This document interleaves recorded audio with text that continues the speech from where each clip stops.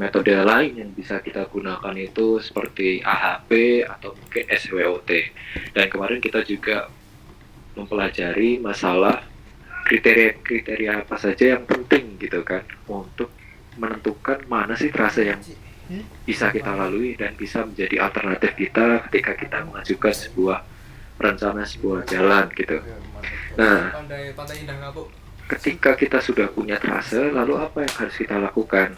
Apa ujuk-ujuk atau tiba-tiba kita langsung membuat desain tikungan, atau mungkin ada tahapan-tahapan lain yang menjadi hal-hal penting atau mungkin sebuah tahapan yang harus dilalui dulu sebelum melakukan perencanaan tersebut. Nah, di sini sebelum kita masuk terkait perhitungan atau mungkin penggambaran terkait tikungan tersebut atau desain tikungan, kita harus memahami dari segi persyaratan untuk perencanaan geometrik jalan. Nah,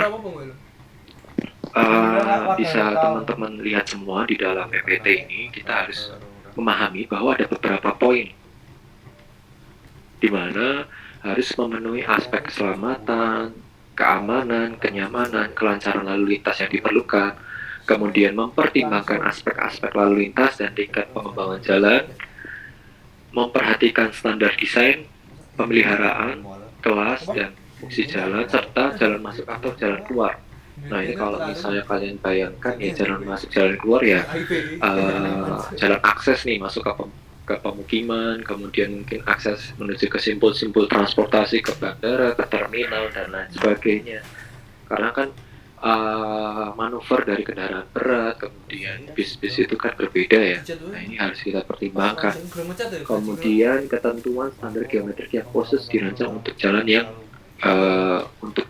yang saat ini kita desain maksudnya. Kemudian pertimbangan faktor teknis, ya faktor-faktor kemarin. Kemudian pelaksanaan teknis sehingga dapat membentuk sebuah keserasian atau keteraturan antara alignment horizontal dan alignment vertikal. Jadi secara horizontal dan atas bawah. Kemudian mempertimbangkan ketersediaan saluran samping yang memadai. Kemudian adanya perancangan rambu dan marka yang baik. Jadi ingat bahwa rambu dan marka itu juga sebagai salah satu aspek penting. Nah, ini juga perlu dicatat bahwa ini adalah langkah-langkah dari perencanaan geometrik jalan, yaitu kemarin kita sudah banyak mengulas ya, dan ini adalah semacam reviewnya. Yang pertama adalah terkait penyediaan gambar situasi atau peta topografi. Kemudian juga nanti ada penentuan trase yang kemarin baru saja kita pelajari, dan di sini kita akan lebih spesifik terkait kriteria nih. Kemudian masuk ke kriteria yaitu terkait gimana sih spesifikasi umum rencana jalan kalian. Kalian tuh ingin merancang jalan apa? Jalan nasional, arteri, atau bahkan yang lainnya. Kemudian penentuan koordinat. Nah, ingat ya bahwa setelah adanya trase tadi, kita harus mengerti titik A dan titik B sebagai awal dan akhir itu. Nah, jadi koordinat A berapa? Gitu. Kemudian perhitungan jarak, azimut, dan sudut tikungan. Kemudian nanti juga ada klasifikasi medan, kecepatan rencana. Ini kan sesuai dengan spesifikasi umum jalan rencana ya. Kalau misalnya fungsi jalan arteri gitu kan sudah pasti memiliki kecepatan rencananya ya, itu bisa kalian buka materinya sebelumnya. Kemudian jarak pandang henti yang kemarin kita pelajari, kemudian jari-jari tikungan minimum, kemudian panjang lengkungan peralihan minimum. Nah, ini disebut sebagai lengkung peralihan itu adalah lengkung dari spiral ya, atau mungkin tikungan spiral untuk lengkung peralihan atau sering dikenal sebagai spiral. Kemudian jari-jari tikungan tanpa lengkung peralihan. Berarti ini kalau tanpa lengkung peralihan itu adalah tikungan full circle ya. Kemudian kemiringan permukaan relatif maksimum, kelandaian maksimum, jari-jari minimum lengkung vertikal, cembung dan cekung, dan kemudian panjang minimum lengkung vertikal. Nah, di sini kemudian ada terkait alignment horizontal, yaitu terkait dari jenis tikungannya ya. Itu ada tikungan full circle, kemudian spiral, circle, spiral, kemudian spiral, spiral, dan lalu ada stationing, penitian. Oh, titik A sebagai awal itu dia dimulai di titik 0 plus 00. Kemudian nanti kita masuk ke berikutnya di titik B, yaitu masuk ke tikungan. Masuk tikungan itu di STA 0 plus 700 misalnya. Atau bahkan mungkin di kilometer 1 plus 700 gitu ya. Nah, nanti kita akan mempelajari masalah stationing, kemudian diagram super elevasi. Nah, kemudian untuk alignment vertikal ini akan diajarkan oleh Pak Nur Samsu setelah UTS ini. Begitu juga untuk galian dan timbunan, kemudian perancangan rambu dan marka. Jadi untuk poin 7 sampai 9 ini nanti akan disampaikan berikutnya. Kemudian, nah ini adalah kriteria desain ya. Ingat, ini adalah kriteria desain. Kalau kemarin itu adalah kriteria untuk penentuan trase. Nah, ini apa saja? Yang jelas tadi kan sudah ada spesifikasi jalannya ya, berarti harus tahu fungsi jalan, status jalan, kelas jalan, tipe jalan, lebarnya berapa, lebar bahu berapa, kemiringan melintang terkait kondisi normal jalur jalan dan bahu luar, kemudian ruang bebas vertikal minimum dan seterusnya. Nah, ini adalah terkait di informasi di pertemuan kedua, Pak ketiga itu kita membahas tentang rumija remaja gitu ya. Kira-kira kalau misalnya ruang bebasnya ini berapa nih untuk vertikal gitu kan, untuk jalan arteri. Nah, ini harus kita jamin bahwa memang sesuai dengan peraturan ya. Kemudian ini yang ingin saya sampaikan ya, bahwasanya kalau misalnya teman-teman ketika kemarin sudah menentukan trase gitu ya, misalnya trasenya itu saya buat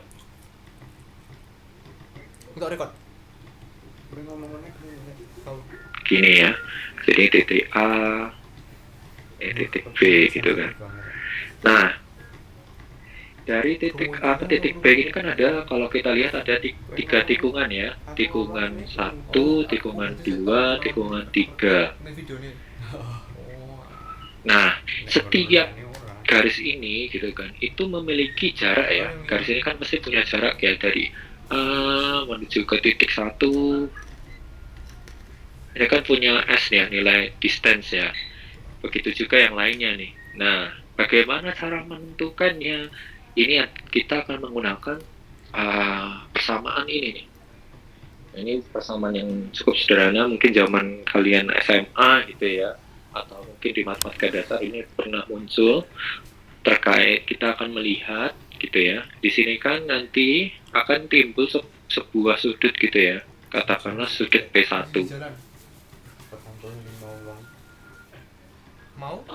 sudut P1 gitu. Nah, kemudian di sini kan kita akhirnya bisa menentukan ya, kira-kira itu untuk jarak dan lain sebagainya. Nah, ini nanti kita akan melihat jarak untuk di gambar yang ada di slide ini, DA menuju P1, kemudian tikungan P1 menuju ke B, di mana titik A ini dimulai dari titik 0 plus 000 gitu ya. Jadi STA 0 plus 00 ini gimana sih bacanya? Jadi di awal ini adalah kilometernya, dan ini dalameternya. Jadi kalau 1 plus 100 berarti kilometer, 1 kilo 100 meter gitu ya. Kemudian kita lihat nih, bagaimana kalau misalnya kita menentukan jarak lurus untuk bagian DA menuju P1. Nah, ini kita bisa menggunakan persamaan seperti ini nih.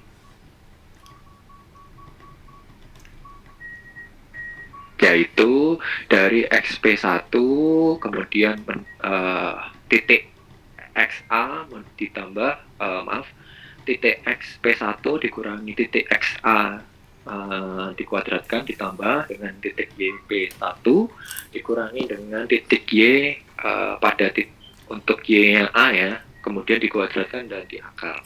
Jadi X ini adalah kan di tiap titik ini kan punya sumbu koordinatnya ya, X, Y ya. Nah, ini bisa kita tentukan untuk jarak-jaraknya. Cukup mudah di sini, nanti kalian bisa melihat untuk jarak lurus total dari A ke B ini berapa. Kemudian ini penentuan koordinat setiap titiknya ya, dimana kita bisa melihat ini adalah sebuah contoh dari sebuah trase yang sudah diplot skalatis. Di sini ada titik A, titik B, dan titik C. Saya akan mention dulu ya ketiga titik ini. Jadi ini jalan ini menghubungkan tiga lokasi nih, A, B, C. Nah, di dalam titik A menuju B ke C itu terdapat beberapa tikungan. Nah, ini ada 1, 2, 3, 4, 5, 6, 7.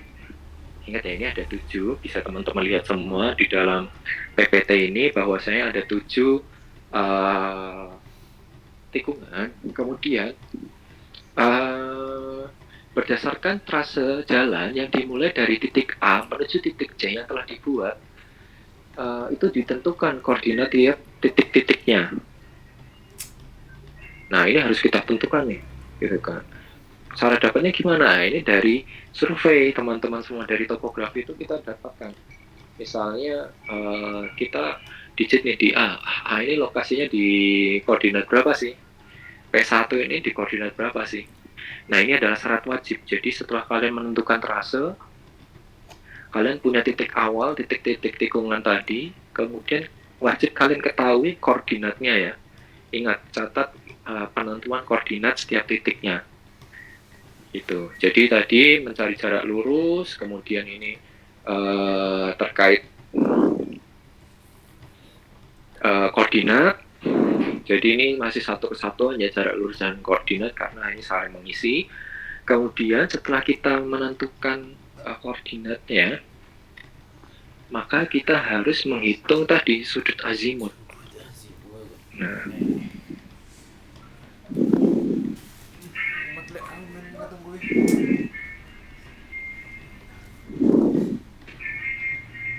sudut azimut di sini nanti berguna untuk perancangan teman-teman semua. Maaf, ini saya. Nah, ini dia. Poin Oke. Jadi saya ulangi lagi. Tadi kan kita sudah punya trase ya. Kita sudah punya trase dengan titik A sebagai awal lokasi mula jalannya, kemudian menuju ke titik akhirnya di C dengan adanya 7 tikungan. Kemudian langkah berikutnya kita itu harus menentukan ini itu memiliki sudut berapa sih tikungan ini. Ingat ya, ini akan berkaitan dengan radius, jadi nantinya kita akan menghitung untuk radiusnya gitu. Nah, di sini kita akan menentukan namanya sudut azimut, yaitu besar sudut yang terbentuk dari arah utara menuju titik sasaran atau sudut horizontal yang diukur searah jarum jam dari arah utara. Jadi kalau misalnya dari grafik yang ada di sebelah kiri ini yang saya centang, itu pengukurannya adalah sudut yang timbul dari arah utara menuju ke titik sasaran. Nah, jadi seperti ini, searah. Jadi arahnya itu dari atas ke kanan gitu ya. Nah, ini tergantung titiknya itu ada di mana. Coba kita lihat yang ada di sini gitu ya. Nah, ini tuh bagaimana nih? Nih, kita lihat di contoh yang A ya. A, ini kan kita harus menentukan sudut azimut ini berapa ini. Nah, ini adalah sudut azimut ini. Oke, sudut azimut itu seperti itu. Jadi perhitungannya itu dari arah utara atau dari arah yang atas nih. Kemudian kita tarik. Ini azimut, ini juga sudut azimut. Ini sudut azimut. Jadi kita menarik garis lurus ke atas gitu ya. Mungkin ada pertanyaan dulu. Jadi kita membuat garis bantu ke atas. Kita kalau misalnya teman-teman lihat ini ada garis panah ke atas ya. Ini untuk membantu menentukan garis azimutnya itu bagaimana nih. Gitu kan. Nah, seperti ini semua. Ini adalah sudut azimut gitu. Silahkan kalau misalnya ada pertanyaan bisa open mic aja atau mungkin komen gitu ya. Kemudian ini ditentukan berdasarkan kuadran teman-teman. Jadi di sini kan nanti saya gambarkan di pojok kanan atas ya. Kan tadi kita punya sudut yang menuju ke arah utara gitu ya. Utara gini ya. Nah, sudut azimutnya misalnya seperti ini nih. Nah, ini kita bisa menentukan untuk ini berada di kuadran berapa. Nah, kuadran itu menentukan dari besar derajatnya. Nah, ini membentuk derajat, membentuk berapa besar nih untuk derajat lengkungnya dari sudut tadi. Itu kemudian untuk menentukannya besarnya sudut ini kita harus menghitung nih. Nah, perhitungannya contohnya ada di sebelah kanan ini. Misalnya kita ketahui gitu ya, kan tadi ada data titik x, y gitu ya. Kita ingin melihat sudut azimut 1 yang ada di sini, di A ini. Itu bagaimana? Nah, kita tadi tahu x-nya, y-nya, kemudian kita masukkan ke dalam equation ini gitu. Nah, karena dia itu masuk di kuadran 2, bener kan? Karena dia itu kan tadi bentuknya seperti ini kan, yang ada di pojok kanan atas ini. Mana ya? Nah, jadi kan kalau tikungan sudut sudut azimut 1 kan seperti ini ya. Beda tinggi. Nah, terus kalau misal kita plot di dalam kuadran ini, dia itu kan masuk di kuadran. Oh, masalah koordinat barang ya? Di sini. Itu karena dia lebih dari 90 derajat. Tapi kalau misalnya dia nanti kalau misalnya ternyata sudut azimut kalian tuh lebih, nah itu berarti mungkin kuadran 3 dan seterusnya. Tapi perlu diingat bahwa patokannya adalah garis sumbu yang ke atas ya. Ini contohnya makanya dia menggunakan equation yang di kuadran 2 ini untuk menentukan besar sudut azimut tersebut. Mungkin ada pertanyaan di sini? Afnan, dipersilakan. Afnan atau Indrajat, yuk.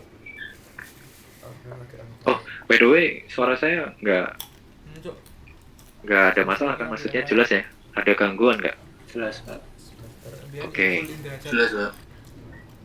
Mungkin Afnan dan teman-teman lain ada pertanyaan sebelum saya lanjutkan. Berarti untuk kuadran 4 itu jarang digunakan ya? Jarang sekali, berarti paling ya kita di kuadran 2 ini kan? Gitu. Coba kalau misalnya kita perhatikan dari contoh ini, dia tuh hanya berada di kuadran 1 dan 2 kan? Gitu. Jadi ya 3, 4 ini termasuk jarang.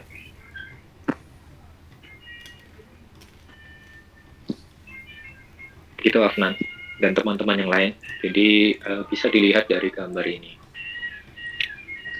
Mungkin saya lanjutkan dulu ya.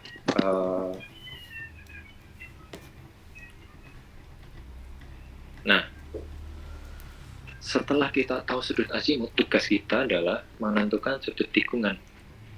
Jadi setelah tahu sudut azimut, nah sudut azimut itu untuk menentukan sudut tikungan.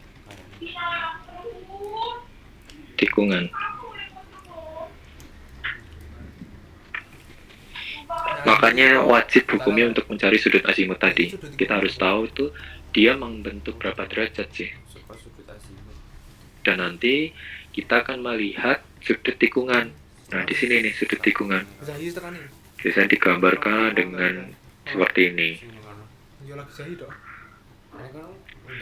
Nah, apa sih sudut tikungan itu adalah dia itu adalah selisih antara sudut azimut dari titik sebelum dan sudut azimut titik setelahnya.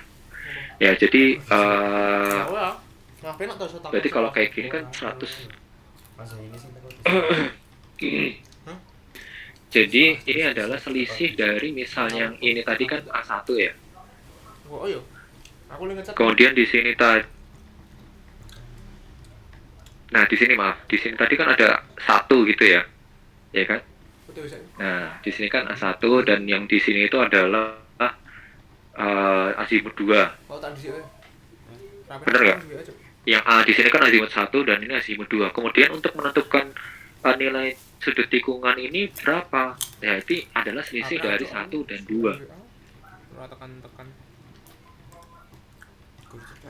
Iya. Nangkap teman-teman? Orang 10 menit. Jadi nanti kalau misalnya Afnan nih mau menghitung sudut tikungan yang ada di 2 ini, berarti gimana? Nah, dia menghitungnya selisih yang mana? Selisih Yang ini. A2 dan A3. A2 ya betul. A2 dan A3. Seperti itu. Begitu juga nanti untuk yang 3 ini berarti nanti 3 dan sudut azimut 3 dan seterusnya. Seperti itu. Nah, ini untuk rangkumannya ada di sebelah kanan. Nanti kalian coba bisa coba hitung sendiri. Misalnya apakah ia menghasilkan yang sama. Kemudian di sini ada jarak. Tadi kan kita sudah menentukan ya, atau mungkin menghitung bagaimana jarak lurusnya itu bagaimana nih. Nah, ini kolom jarak tadi itu kita dapatkan dari sini. Kemudian ini adalah sudut azimut.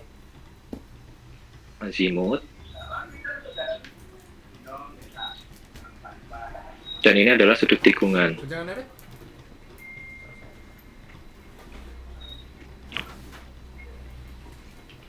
Gitu. Ada pertanyaan?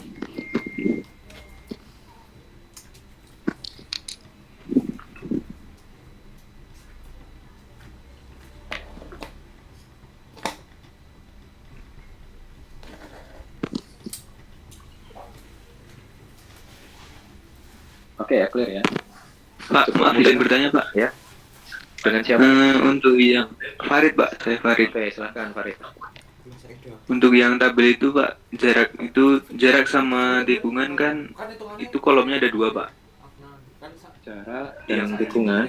Yang pertama kan 500. Oh ya. Nah, yang di Ya. kolom sebelah kanan itu maksudnya apa ya Pak? Ya berarti dari Rata-rata atau apa? Iya Pak. berarti dia itu dari ini P1 ke P2.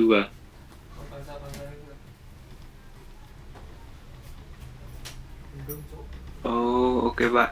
Terima kasih Pak. Nangkep nggak? Benar kan? Nangkep Pak. Terima kasih Pak. Ya, jadi ini ya, saya ulangi lagi. Kita lihat kolom jarak bersama-sama ya. Kan kita menentukan jarak lurus nih dari saya coba gambarkan lagi. Ini saya gambarkan secara lurus saja. Misalnya ini ada garis lurus gitu kan. Ini ada nanti titik A, titik B, titik C, P1 dan seterusnya. A, P1, P2, P3, P4 gitu kan. Nah, berarti kalau dari sini A ke P1 500 ya kan. P1 ke P2 651, P2 ke P3 619, P3 P4 450. Nah, ini hanya penulisan aja sih tadi. Jadi membacanya seperti ini. Ini jaraknya dalam meter. Gitu. Clear ya? Clear Pak. Terima kasih Pak. Oke. Nah, ini nanti coba kalian hitung apakah betul dari dari equation ini menghasilkan tabel ini. Jadi nanti pil lagi nih. Jadi pas UTS ya perhitungan-perhitungan yang seperti ini akan muncul ya. Jadi kalau tugas ya silahkan dikerjakan, dan kalau misalnya ada contoh-contoh seperti ini ya benar-benar dipahami. Pengorbanan.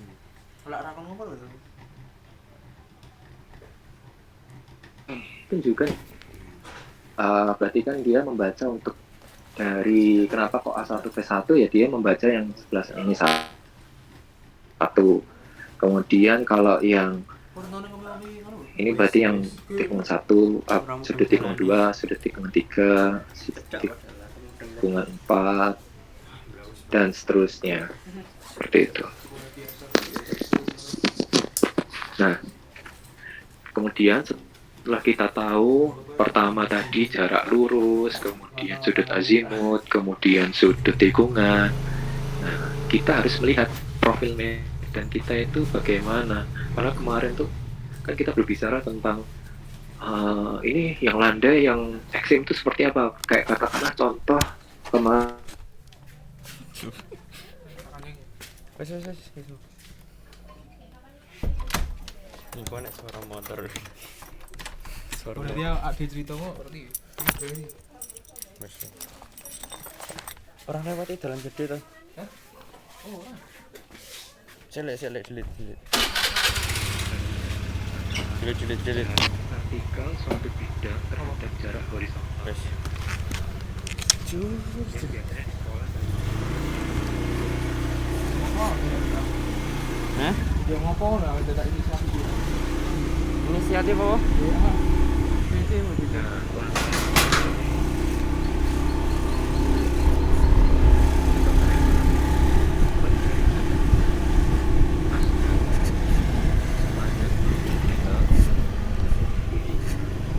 Dulu, aku orang mungkin.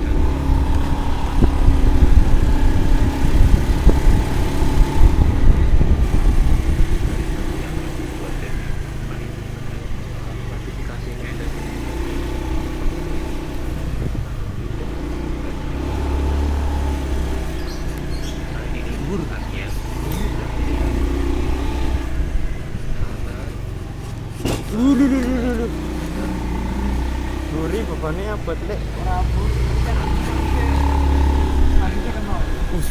Dia lah on cam anjir.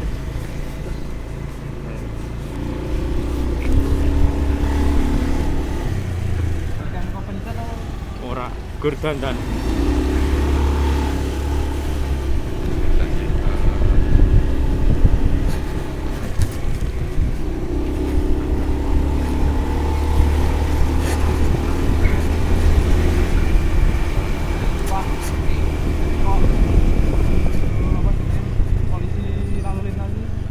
Ya cuk, kok gumi akeh banget kok. support motor kaya ora. Iya. Oke. Tak jadi tiket itu berapa kira? Awane. Makanya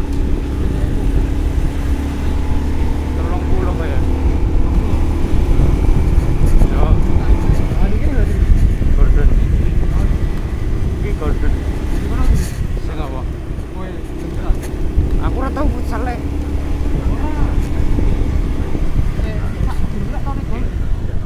Urung aku apa ya? Aku urung tau murun kok.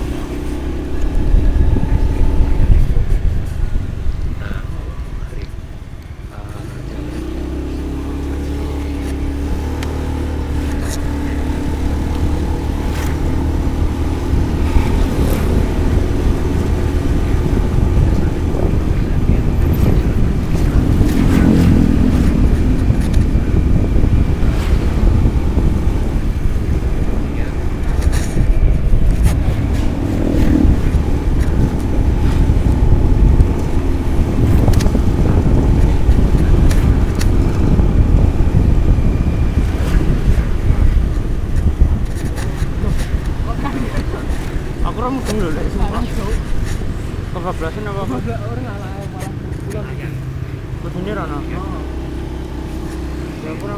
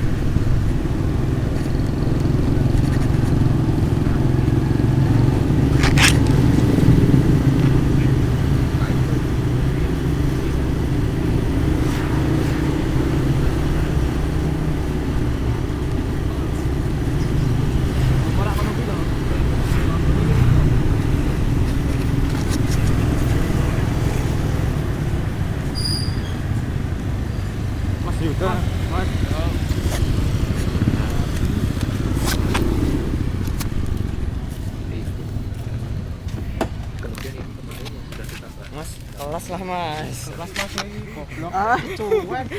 Ini absen juga mas. Jir aku gotong-gotong ini. Tahu Nah, buka laptop di jalan mas. Ora cuk. Aku ngerecord anjing. Jangan aku ngomong mungkin. terus Ya krungu. dari housing Apa-apa. seperti ini bisa kita pakai sebagai batas Intinya seperti ini.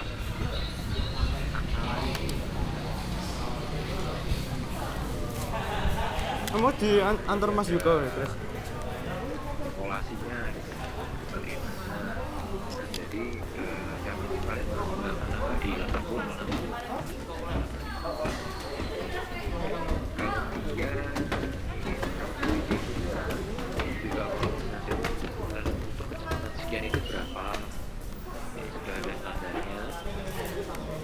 Wih, ngapain tuh? Kemudian adalah macam untuk peralihan minimum. Ngapain bang? Kelas dong. Apa itu? Raja. Mas Hai. Woi, siapa namamu? Hafid. Lagi tuh kesana ya? Iya mas. Setiap minggu pulang aku. Ngomong di mana? Wonogiri. Oh, Wonogiri. Wonogiri konsolnya Mahmudi. Kenal lo kak sama Mahmudi Nuhito. Ah. Oh, kakak kelasku mas. Kelasmu. Ada yang belajar Sebelum tak durge, dengan tahu sekitar A, B, terus ini ada tikungan. Nah, Oh, iya kelas Dekat mau. Ben. Durge kelas. Tak durge Jumatan. Saya tengok orang Jumatan tuh ya. Nunggu nih gini. tidak belok tapi Ajak kamu ini. RCC. makanya Bisa mas, bisa. Aku bisa. Ora klarifikasi loh. Klarifikasi sih. Nanti. Gak sih. Gini.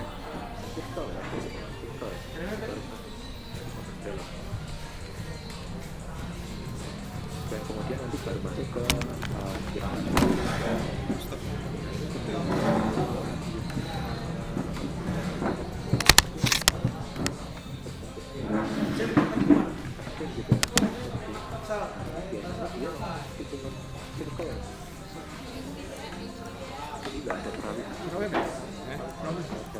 Oke. bentuk yang dihitungan seperti ini adalah full circle. Ya kalau di Jogja itu gimana ya? Kalian merasakan tikungan yang ekstrem di mana nih? Aji. Jadi biasanya itu full circle dari jalan roof. Kalian pas belok merasa ini beneran di tikungan. Kira-kira di mana? Beneran tuh? teknik bukan Pak? Bukit Bintang, Pak. Bukit Bintang kalau bundaran teknik dia udah masuk ke Simpang. Maksudnya kayak di Jalan Ring Road deh, Jalan Ring Road. Coba kalau kalian bayangkan Jalan Ring Road itu segmen mana nih? Ring Road Utara atau di selatan? Ada bagian yang itu full circle. Kalau kalian sadar pernah lewat Ring Road. Aku nunggu Faros nunggu satu. Coba kita biar fokus Ring Road bagian mana nih? Faros, Aldi, Mahrizal. Utara, Pak, utara. Utara bagian mana kalau Faros setekap bersatu. boleh tahu? Bersatu kita. Mau Faros?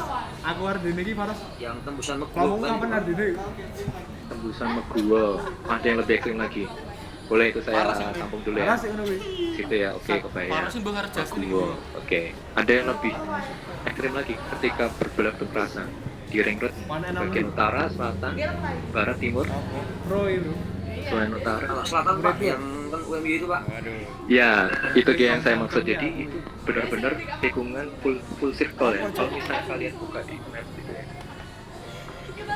Saya bukakan di map. Tahu lah. Itu benar-benar kerasa. Jadi nggak ada namanya peralihan di sana. Ben Jude Krishna Emerson. Kita Google. 12. Juga ya. Gini duit paling. Sisi mas. Oh, banten. Seminggu tak ada.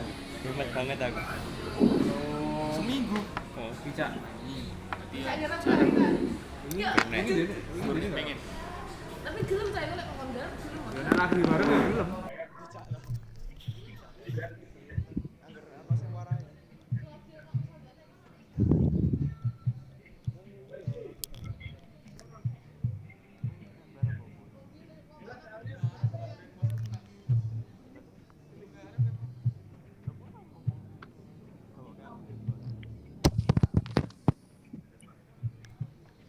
Nah, ini yang saya maksud.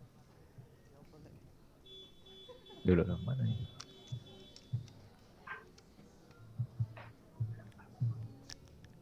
Nah, kelihatan nggak? Kalau di sini kan UMY ya. Nah, di bawah ini kan misalnya kita dari arah Parangtritis gitu ya. Kita dari sini dari kanan ke kiri gitu kan, terus kemudian ke atas. Wah, ini adalah termasuk tikungan full circle. Kita nggak ada peralihannya sama sekali. Berbeda kalau misalnya kita lihat apa ya? Ya, ini juga termasuk full circle ini. Ya, yang di bagian ini. Ini yang sebelum ke arah Jalan Bantul dari arah Jalan Parangtritis. Gitu. Nah, ini juga termasuk full circle. Kalau misalnya yang cuman ada peralihannya, nah itu yang seperti apa Pak? Nah yang seperti ini nih, ini ada ini peralihannya, kemudian baru ke full circle. Ini juga ada ini di sini. Jadi kita tuh pas belok masih ada kerasa apa ya? Ini tuh sebenarnya udah belok, tapi kita nggak apa ya udah ngerasa ada belokan sedikit, baru nanti kita ada manuver lebih dalam lagi, dari sudut beloknya itu lebih banyak. Itu dari nah ini kalau yang lengkung-lengkung seperti ini kadang cuma spiral-spiral aja nih. Ini sebenarnya kita belok ke dalam spiral-spiral. Terus tadi disebutkan bagian Maguwo. Nah, Maguwo ini pun juga hampir ya ini bisa sih seperti full circle. Tapi saya belum tahu perhitungannya bagaimana nih. Tapi kalau misalnya ketika kita melewati memang cukup ekstrim ya. Tapi kalau dari keseluruhan yang paling terasa itu di bagian sini nih. Ini kalau ini beneran nggak ada peralihannya. Dari visualisasi, dari juga ketika kita bermanuver. Nah ini sebagai contoh ya, bentuk nyatanya itu seperti apa.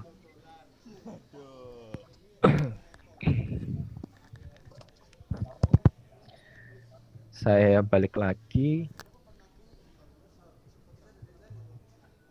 Nah, kalau misalnya kalian membayangkan melewati jalan itu ya, jalan yang saya sebut tadi, yang ring road selatan tadi, salah satu dari kalian menyebutkan ring road selatan yang menuju ke UMY. Nah, atau mungkin tadi yang ke arah Maguwo. Nah, di situ akan terjadi atau mungkin kalian akan melihat adanya jalan yang agak miring nih. Jalan itu tuh sebenarnya agak miring. Nanti kalau misalnya kalian lewat ke sana gitu ya, ketika kalian berbelok itu sebenarnya jalan itu terlihat miring. Nah, itu disebut sebagai super elevasi di dalam geometrik jalan. Sebentar, saya buka lagi.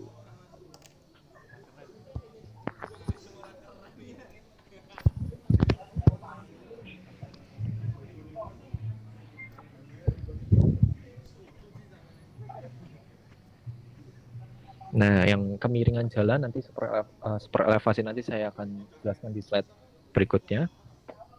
Kemudian setelah kita tahu tadi ya masalah kecepatan, jalur lurus, sudut tikungan, sudut azimut. Nah, kita akan masuk ke bagian namanya alinyemen horizontal. Apa sih definisi dari alinyemen horizontal? Di sini kita lihat di poin pertama bahwasannya dia itu adalah proyeksi sumbu jalan titik dan dikenal sebagai juga situasi jalan atau trase jalan. Jadi trase jalan itu pasti berkaitan dengan alinyemen horizontal karena sama. Kemudian alinyemen horizontal ini pasti berbentuk garis lurus yang dihubungkan dengan garis-garis lengkung. Jadi kita lihat tuh dari atas doang nih, cuman belok-belokan doang, tikungan-tikungan itu termasuk dari alinyemen horizontal. Tapi kalau misalnya kalian melihat secara lurus ke depan gitu ya, maksudnya tidak melihat dari atas ke bawah. Kalau lurus ke depan ini berarti dia cenderung ke vertikal. Oh, di sana tuh ada tanjakan. Oh, di sana tuh akan ada turunan. Karena sudut pandang kita tuh melihat sebuah elevasi yang berbeda. Paling kelihatan itu adalah ketika kita masuk ke Gunung Kidul. Nah, ketika kita mengendarai kendaraan gitu kan, kita akan melihat jalan itu berliku-liku. Nah, itu adalah vertikal. Kita melihat dari segi vertikal. Tapi kalau kita melihat dari belok-belokan, itu adalah horizontal. Nah, bagiannya pasti lurus dan lengkung. Kemudian garis lengkung itu dapat terdiri dari busur lingkungan ditambah busur peralihan.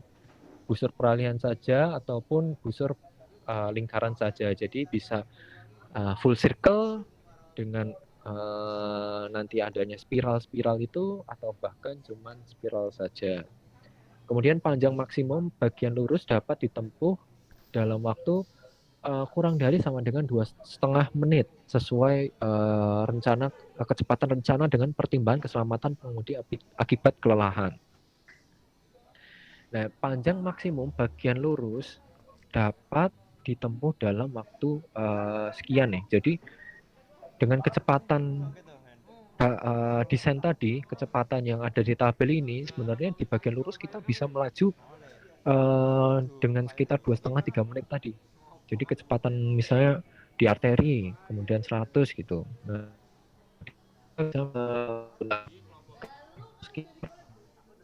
segini nih 2,5-3 menit dan seterusnya.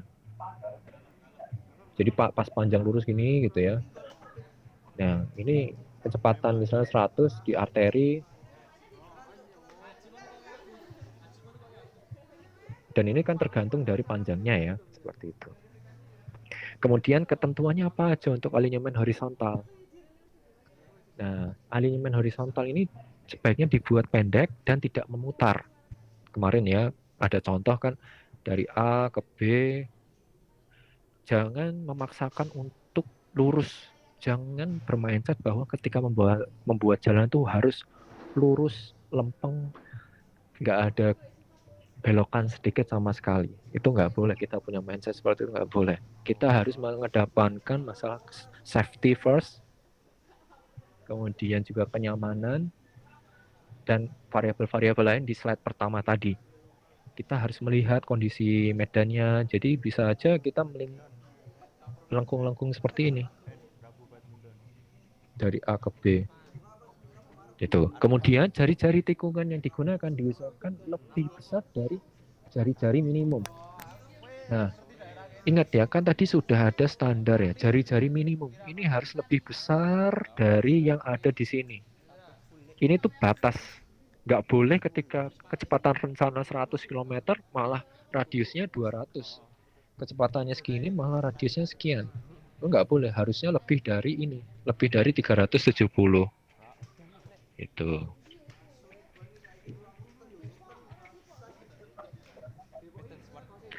Kemudian kita masuk lagi, poin berikutnya adalah alinyemen ini harus konsisten, horizontal ini tidak memberikan perubahan tiba-tiba sepertinya ada tikungan tajam saat di akhir bagian lurus. Nah, ini jangan sampai kita terlena gitu ya. Dari titik A, titik B, ujuk-ujuk ada tikungan ekstrim seperti di bagian ring road selatan itu. Kita sudah kenceng ngebut gitu kan. Ternyata ujuk-ujuk ada belokan yang full circle. Nah, itu sebenarnya dari segi keselamatan kurang ya. Makanya di sana itu dari tingkat keselamatan jalannya memang perlu diwaspadai. Banyak kecelakaan di sana karena orang-orang tidak aware, tidak sadar. Karena ada ujuk-ujuk perubahan yang sangat-sangat ekstrim. Masuk ke full circle, langsung dia bermanuver. Kalau misalnya kecepatannya tinggi gitu kan, lebih dari 100, wah itu susah untuk dikendalikan. Dan kemudian misalnya ada tikungan tajam atau mungkin saat di turunan atau di tanjakan. Nah ini jangan sampai nih gitu. Jadi kita kontrol kecepatannya dulu gitu kan. Kalau misalnya di bagian lurus sudah 100 km per jam, nanti kan pas kemudian kita masuk ke lengkung peralihan, mulai sadarkan orang, loh ini ada perubahan nih. Aku harus mengurangi kecepatan nih. Gitu. Karena kalau misalnya dengan V yang tetap, ingat ya, dengan kecepatan yang sama, kemudian kita bergerak lurus, itu akan timbul sebuah gaya yang disebut sebagai gaya sentrifugal ketika kita berbelok gitu ya. Kita tuh akan dipaksa untuk jalan lurus, padahal jalan itu kan berbelok ya. Kalau misalnya kita memiliki V yang sama, Makanya nanti kita membuat yang namanya super elevasi atau kemiringan jalan pada tikungan. Nah, ini adalah perencanaan alignment horizontal terkait gaya sentrifugal tadi, bahwasanya ini ada para variabel berat kendaraan, percepatan gravitasi, kemudian kecepatan kendaraan tersebut gitu ya, dan R, yaitu adalah jari-jari tikungan. Ingat bahwa ketika kendaraan tadi saya sebutkan bergerak dengan kecepatan tetap, V-nya itu sama, V-nya itu tetap pada bidang datar atau miring dengan lintasan berbentuk suatu lengkung seperti lingkaran, maka pada kendaraan tersebut bekerja sebuah gaya kecepatan V dan gaya sentrifugal di sini. Nah, gaya sentrifugal ini menimbulkan rasa tidak nyaman. Semakin besar, semakin tidak nyaman. Seperti ketika kita melewati ring road selatan itu sangat terasa sekali gaya sentrifugalnya ketika kita memang melintasi untuk jalan arteri itu sampai 100 km per jam. Wah, pasti ketika kita menggunakan kecepatan batas maksimumnya segitu, itu pasti nggak ada nyamannya, malah berbahaya dan menimbulkan kecelakaan. Kalau misalnya kita melaju itu di kecepatan 30, itu baru nyaman, 40 itu baru nyaman lewat yang di tikungan kemarin di ring road tadi gitu. Nah, ini untuk persamaannya, dan ini adalah dari gambar ya. Jadi lebih mudah dipahami. Ini kita lihat R itu adalah radius, kemudian ini ada tikungan ya. Kuning itu adalah jalannya, dia akan melengkung gitu kan. Dia akan melengkung gini. Nah, ketika kita V-nya 100 gitu ya, V 100, V-nya sama dari bidang lurus, dia akan berusaha untuk menjaga kecepatan itu 100 dengan bergerak lurus ke depan. Nah, di sini dia itu akan secara otomatis kendaraan itu akan merasa bergerak keluar secara tegak lurus dengan garis yang ada di V ini. Jadi ingat bahwa gaya sentrifugal ini timbul tegak lurus dari kecepatan tersebut. Jadi dia itu akan keluar nih, F sama dengan equation ini. Nah, gaya yang mengimbangi gaya sentrifugal dapat berasal dari gaya gesekan melintang antara ban kendaraan dan permukaan jalan. Jadi kalau misalnya kalian anggap kualitas ban itu penting atau enggak, wah itu sangat penting. Makanya kalau misalnya kalian pernah ganti ban, kok ada harga bannya mahal banget. Terus kemudian kok ini batikannya bisa beda sih, ban 1, ban 2 merek misalnya Bridgestone atau mungkin ban FDR, ban lain-lainnya gitu ya. Itu juga mempengaruhi dari gaya gesekan dan gaya tingkat kelengketannya dengan permukaan jalannya. Ini akan mengurangi sentrifugalnya. Kemudian komponen berat badan akibat kemiringan melintang permukaan jalan.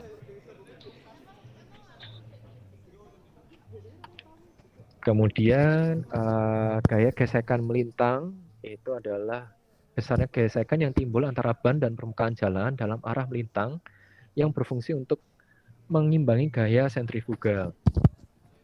Jadi ada gambarnya nggak ya?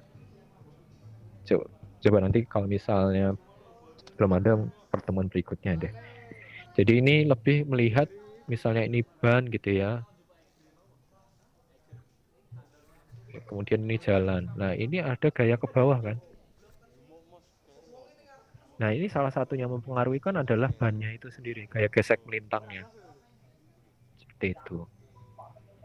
Nah, makanya koefisien ini faktornya adalah jenis dan kondisi ban, tekanan ban.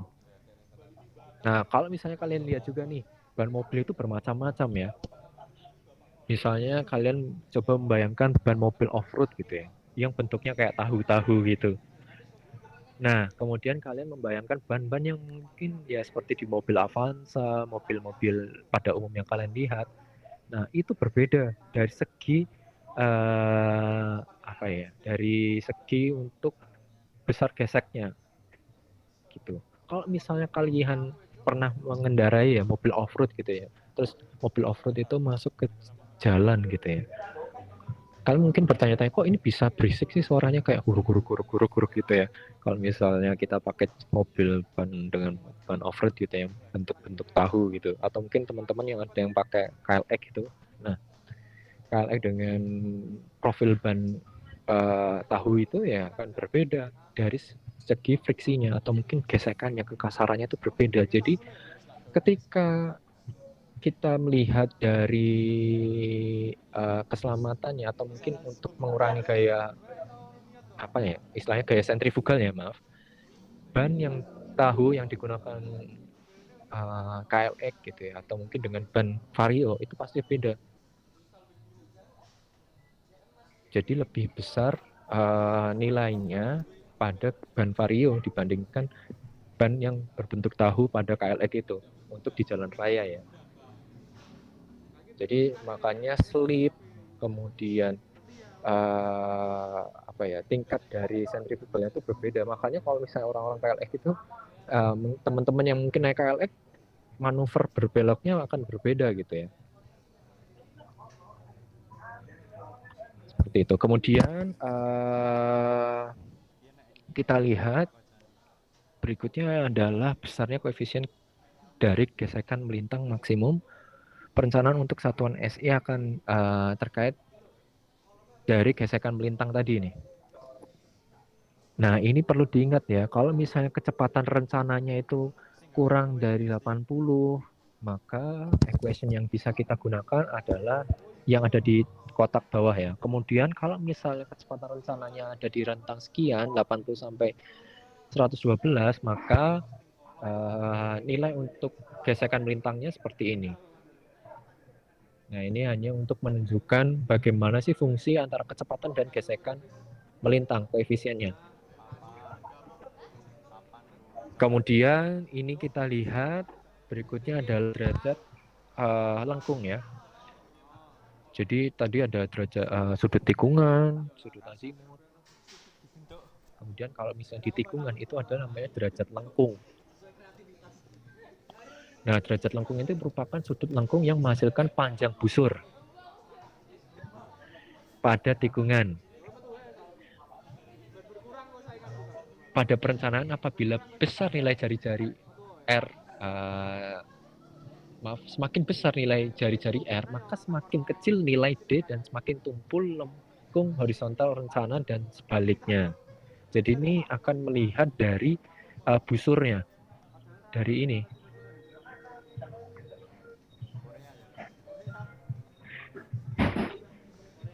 Terkait ini nih, derajat lengkung untuk tikungannya, nangkep ya. Jadi ini melihat dari kelengkungan pada tikungan itu sendiri. Semakin besar nilai R, maka semakin kecil nilai D.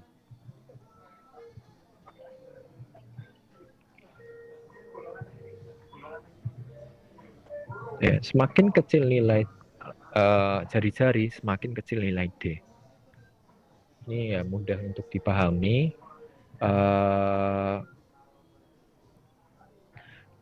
Kemudian untuk menentukan nilai dari D itu sendiri atau derajat lengkung, kita bisa menggunakan equation yang ada di sebelah kanan ini.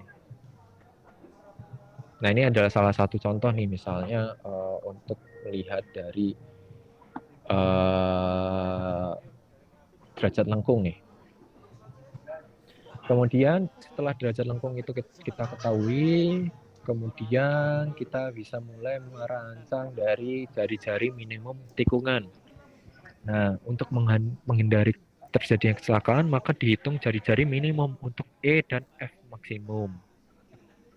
Nah, E itu adalah super elevasi maksimum, dan F itu adalah koefisien gesek.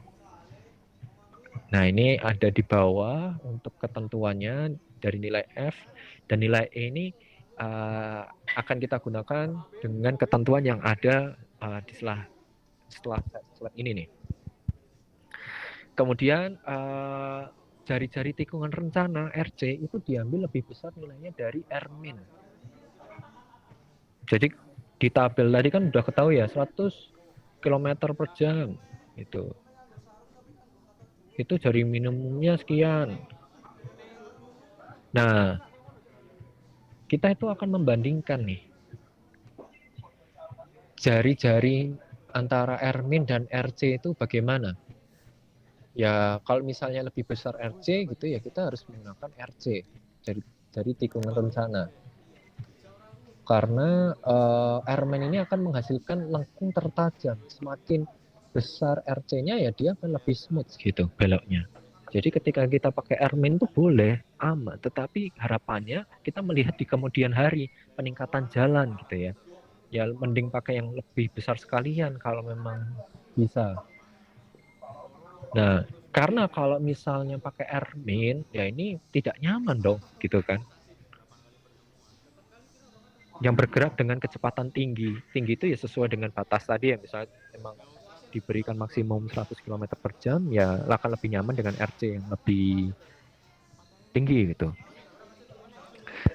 Nah, ini untuk menentukan nilai jari-jarinya, yaitu antara rencana VR kuadrat dibagi 127 dikali nilai super elevasi maksimum berapa persen ditambah dengan koefisien gesek. Ini untuk menentukan R-nya. Nah, ini adalah persyaratan untuk masing-masing jalan yang berada di misalnya perkotaan atau jalan luar kota. Kalian harus jalan ini berada di mana ya? Jalan luar kota atau jalan dalam perkotaan? Di sini sudah diketahui kalau max atau super elevasi pada jalan perkotaan itu ada. Nah, ini kita bisa menggunakan dari persyaratan ini R-min-nya, batas minimumnya untuk jari-jari. Kemudian ketika kita tahu tadi jari-jari minimum gitu ya, kemudian kita bisa mulai mendesain lengkungnya, misalnya lengkung peralihan gitu ya. Lengkung peralihan SS ini spiral, ini itu spiral.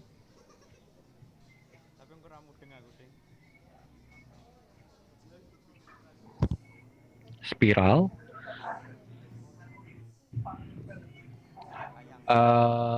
Di mana spiral ini dibuat untuk menghindari terjadinya perubahan alignment yang tiba-tiba dari bentuk lurus ke bentuk lingkaran. Jadi ini tugasnya, main jobnya tuh ini, mencegah untuk ujuk-ujuk tiba-tiba dilalai gitu kan. Jadi kita nggak merasa mak jegaki, mak jelek gitu ya, bahwa dari lurus langsung set belok tajam gitu kan. Nah ini sebagai peralihan, ingat ya. Pelengkung peralihan itu seperti itu. Kemudian diletakkan sebelum dan sesudah tikungan berbentuk spiral.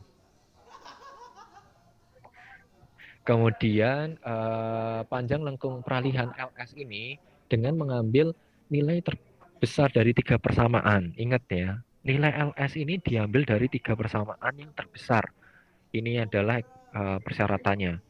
Berdasarkan waktu tempuh maksimum, antisipasi gaya sentrifugal, dan tingkat pencapaian perubahan kelandaian.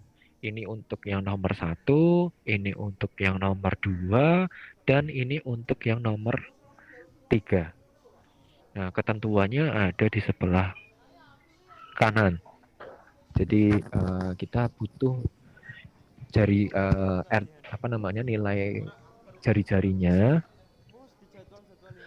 Kemudian kita juga butuh namanya perubahan percepatan, di mana disarankan 0,4. Kemudian nilai super elevasi, nilai tingkat pencapaian perubahan kelandaian bintang jalan. Jadi ini kita bisa menggunakan koefisien yang di bawah, nilai yang ada di bawah itu untuk kecepatan kurang dari 70, lebih dari 80, itu berapa. Jadi nanti tinggal kalian tentukan aja. Oh, nilai LS1, LS2, LS3 sekian. Dan nanti kita akan menggunakan yang paling besar. Dan ini adalah nilai super elevasi yang harus dipenuhi. Misalnya VR kecepatan rencana untuk 100 gitu ya. Oh, 100 ini misalnya super elevasinya 2, maka LS-nya sekian nih. Dan ini untuk jalan 2 lajur 2 arah. Ini sudah ada spesifikasinya gitu ya.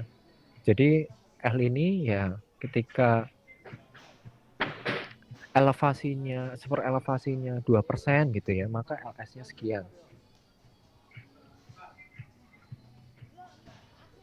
Kemudian mungkin saya lanjutkan dulu ini terkait tikungan berikutnya adalah tikungan full circle atau FC.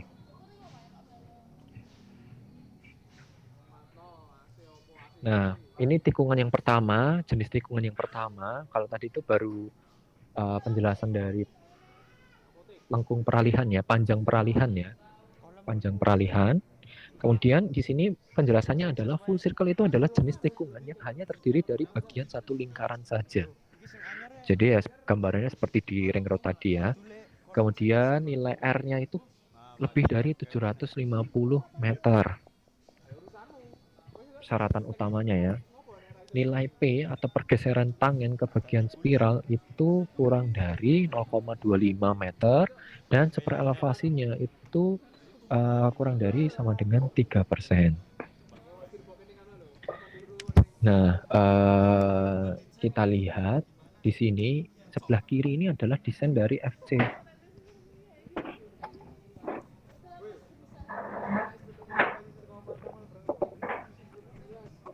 Katakanlah kita akan berbelok dari titik A menuju ke titik B. Nah, dari titik A ke titik B ini kita masuk ke lengkung lingkaran itu atau full circle itu mulai dari perpotongan TC ini. Ketika kita melewati titik TC itu maka sudah masuk ke tikungan lingkaran sepanjang LC ini.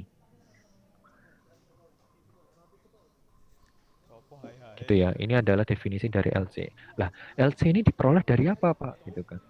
Dari diketahui jari-jarinya berapa, nilai panjang TC-nya berapa, menuju ke titik P1. Nah, P1 ini kan kita dapat dari trase tadi itu ya. Kemudian kita harus menentukan nilai EC, ini lengkung atau mungkin jarak menuju ke busur ini tuh berapa. Kemudian LC ini adalah panjang busur. Seperti itu. Nah, ini delta ini adalah sudut tikungan. Nah, ini adalah gunanya tadi untuk menentukan dari sudut tikungan itu tadi, karena di sini ada LC untuk melihat panjang busur berdasarkan sudut tikungan. Relate ya, apa yang kita lakukan di awal-awal tadi. Jadi untuk komponen menentukan full circle ini syarat utamanya R-nya tuh harus ini besar gitu kan. Nilai P-nya ini sekian, kemudian super elevasi yang dibutuhkan sekian. Ini kemudian catatan, bagian jalan yang lurus dinamakan bagian tangen. Kemudian TC ini adalah titik peralihan dari tangen horizontal ke bentuk busur lingkaran. PI adalah point of intersection, perpotongan antara dua tangen horizontal berurutan. Nah, potongan dua tangen horizontal berurutan ya dari sini. Ini kan berpotongan di sini.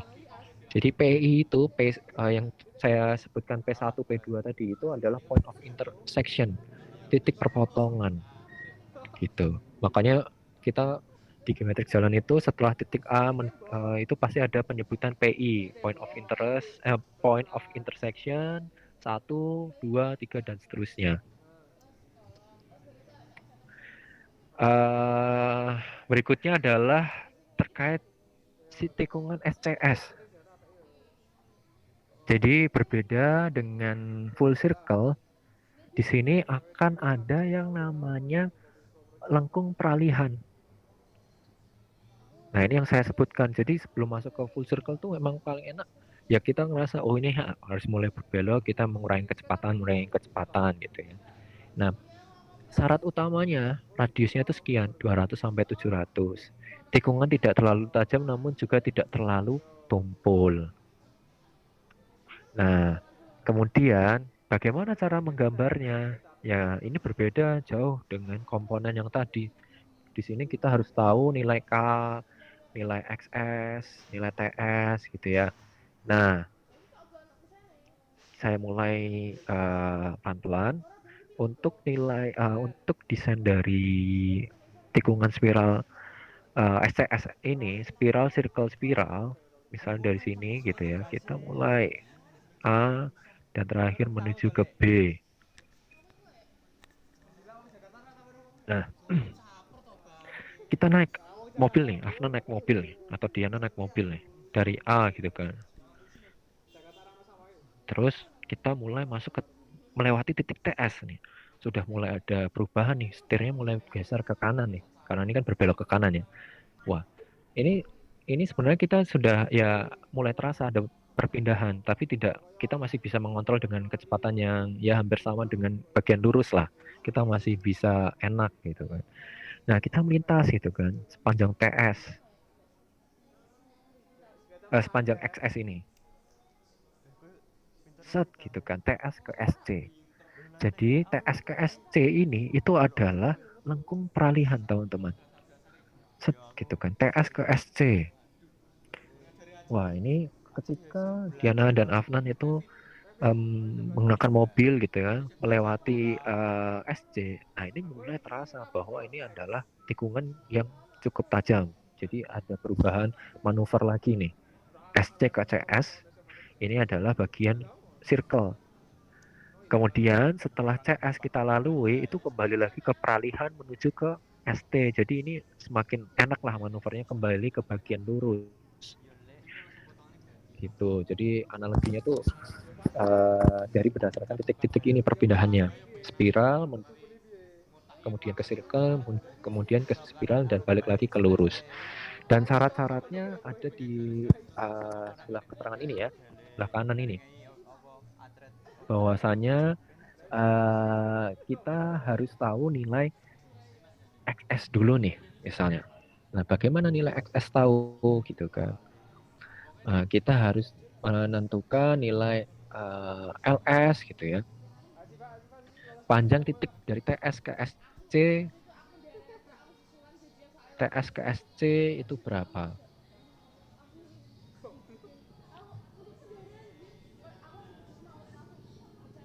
Kemudian kita lanjutkan dulu, nanti di pertemuan berikutnya saya gambarkan detail lagi. Yang penting saya jelaskan dulu apa sih perbedaan penggambarannya. Dan di sini memang komponennya berbeda dengan full circle ya, lebih banyak di dalam spiral, circle, spiral. Kemudian yang terakhir adalah spiral. Nah, spiral tuh ya ini sangat tipis lah, tikungannya itu tipis banget gitu. Nah, misalnya di sini nih. Ini kan sebenarnya tikungan. Cuman ini sangat kecil banget tikungannya. Nah, ini adalah spiral. Jadi di spiral itu nggak ada bentuk circle-nya, nggak ada yang bentuk tikungan tajam. Jadi ketika melintas ini ya masih nyaman gitu kan. Kemudian makanya ketika misalnya Hekal gitu ya, dari A ke B gitu. Nah, ketika Hekal melewati titik TS, nah berarti dia masuk peralihan nih sampai SC. Ini peralihan pertama, kemudian balik lagi ke peralihan untuk menuju ke lurus. Dari SC, CS ini ke ST.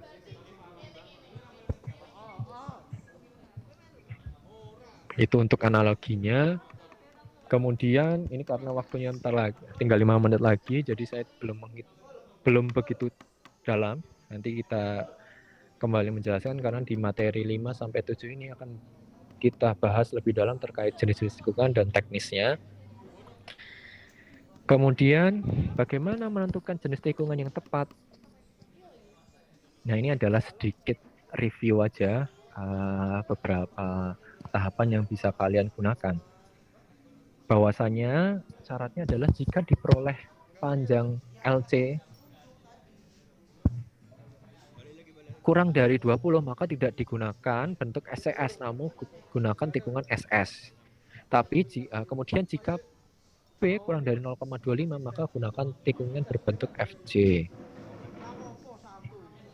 Nah, ini adalah syarat-syaratnya. Nanti kalau misalnya teman-teman melakukan perhitungan, itu kan pasti keluar angka-angka sekian ya. Nah, dilihat persyaratannya. Misalnya di awal gitu ya, kita anggap itu spiral, kita hitung dulu LC-nya. Dia LC itu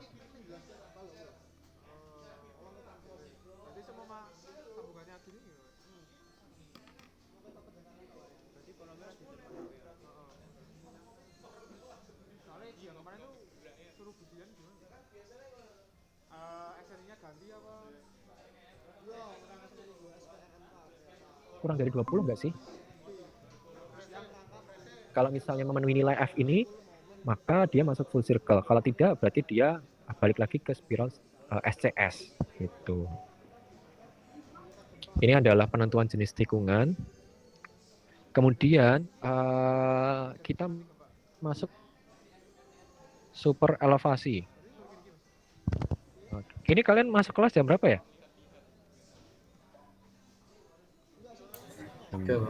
Oke, mungkin ini saya berhentikan dulu sampai ini biar kalian bisa memahami lah. Kalau misalnya saya paksakan takutnya makin bingung. Jadi saya batasi sampai jenis tikungan dulu, sampai penentuannya bagaimana. Selanjutnya nanti kita akan bahas super elevasi dan lain. Kemudian di sini ada tugas, silahkan. Ini sudah masuk penjelasan saya di awal tadi terkait perhitungan sudut azimut, sudut tikungan, dan jenis tikungan. Nah, ini coba kalian hitung dulu lah. Nanti kita akan bahas bersama-sama di pertemuan berikutnya bagaimana kalian menghitung ini. Jadi silahkan baca materi PPT ini. PPT plus peraturan.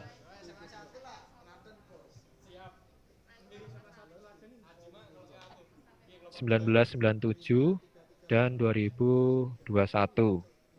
Kenapa kok dua ini? Karena di nomor kedua itu ada bentuk diagram alir perhitungan berdasarkan peraturan Bina Marga 2021. Ini ada perbedaan karena yang saya pakai ini adalah 1997. Coba kalian tentukan bagaimana cara melihat atau memutuskan tikungan yang tepat nih. Kalau misalnya tidak memenuhi ini, maka akan masuk tikungan jenis apa? Coba kalian buat bagan alir perhitungannya. Jadi bagan alir perhitungan itu maksudnya adalah ya seperti ini tadi. Kan kita memulai dari menentukan jarak lurus, sudut azimut, sudut tikungan, kemudian sampai ke jenis tikungan. Kira-kira kalau kriteria tidak memenuhi, dia masuk jenis apa? Silahkan dikerjakan. Ini ya bisa kalian berdiskusi bersama-sama karena ini ya cukup banyak ya, terutama untuk 2021 kalian bisa berdiskusi di kelas ini. Dan untuk tugas itu sudah saya kirimkan di Google Classroom. Untuk pengumpulannya silahkan kalian coba kerjakan. Gitu ya. Ini tidak ada kaitannya dengan super elevasi, jadi masih aman gitu. Nanti untuk pertanyaan silahkan di Google Classroom aja karena ini sepertinya udah mepet ya, tinggal 5 menit lagi untuk pindah kelas. Jadi saya cukupkan dan tutup pada pukul 14.55. Itu teman-teman. Nanti kalau misalnya pertanyaan silahkan di Google Classroom aja. Jangan sungkan ya, misalnya bingung jangan dipendam sendiri. Silahkan, saya open untuk berdiskusi. Itu ya. Sampai jumpa teman-teman semua. Selamat belajar dan mengerjakan tugas. Apabila ada pertanyaan silahkan ditanyakan di Google Classroom. Sampai berjumpa di minggu depan. Selamat sore. Wassalamualaikum warahmatullahi wabarakatuh. Waalaikumsalam warahmatullahi wabarakatuh. cucuk mati, Cuk. Wis metu. Tugas deadline tanggal 14, Lek.